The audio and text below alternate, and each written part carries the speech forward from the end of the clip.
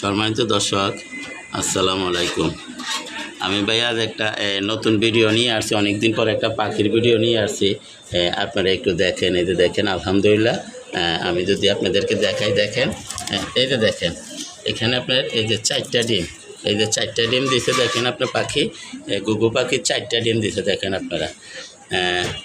আসলে আমি অনেক দিন পাখির ভিডিও ছাড়ি না, কিন্তু আজকে আমি একটা আজগুবি বিষয় নিয়ে আসলাম।